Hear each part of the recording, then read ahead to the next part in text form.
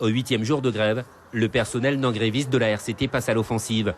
Réunis face au site d'exploitation, depuis lundi en raison du blocage de l'entrée, ce matin, tous services confondus, ils étaient près de 60 agents et ont décidé, suite à un vote, de laisser les bus au garage. Ils évoquent des conditions de sécurité qui ne sont pas réunies, ce que confirment d'ailleurs l'exploitation et la présidence. Ça fait une semaine que les bus fonctionnent gratuitement. Les bus sont bombés. Si un accident arrive sur le réseau, le directeur est responsable des accidents, des chauffeurs, des usagers. Nous ne pouvons pas continuer comme ça. On a montré aux élus qu'on est derrière eux, on leur a prouvé qu'on est derrière eux. Maintenant, à eux de faire leur part. Ils ont été élus pour ça. Nous leur demandons de faire ce qu'ils ont à faire. Nous voulons travailler. Autre décision prise par les non-grévistes, en majorité affiliés à la CDTG, CFDT et FOCACL, l'élection de 2 représentants du personnel non-gréviste, Jean-René Médaille et Olivier Goudet du syndicat UTG, jusqu'à nouvel ordre. Ce personnel lance un cri solennel aux élus afin qu'ils trouvent une issue à ce conflit. Il dénonce les agissements d'une minorité, moins de 5% de grévistes.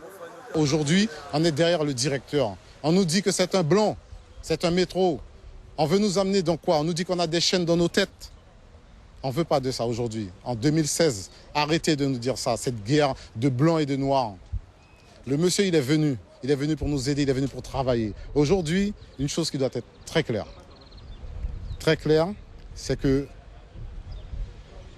les gens doivent rester à leur place. Ceux qui viennent pour travailler, qu'on les laisse travailler. Et après, dans 6 mois, dans 1 an, qu'on nous montre que le monsieur n'a pas travaillé. Dans ce conflit, l'intersyndicale CDTG, CFDT, FOCACL se félicite que les questions de sécurité soient aujourd'hui au cœur du fonctionnement pour tout le monde. Elle appuie la démarche du personnel non gréviste. En revanche, l'intersyndicale s'interroge sur la légitimité d'un des représentants.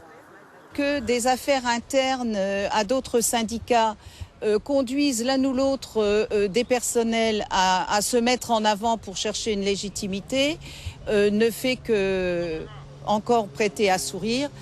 Maintenant, donc, un preneur d'otages qui se plaint d'être otage, c'est un petit peu... Voilà. Ça Vous parlez de M. Olivier Goudet. Bien sûr, mais ça ne présente aucun intérêt pour la démarche syndicale entreprise depuis 2 ans par nos organisations.